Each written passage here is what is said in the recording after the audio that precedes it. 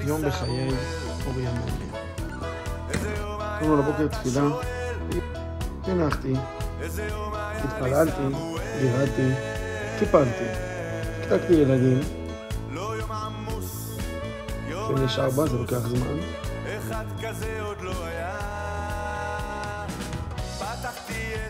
כן, 4 ילדים לא פשוט. נכנסתי, הכנתי תיק לעצמי, וחיבוק קטן לילדים, 1, 2, 3, 4, עבודה, יצאנו, אימון אחד, אימון שני, סרטון בשבילכם, ארוחת צהריים, לשפר את התוכנית, אימונים מהפועל, קצת חדר כושר כי אין אימון. בא לי סושי בהפתעה,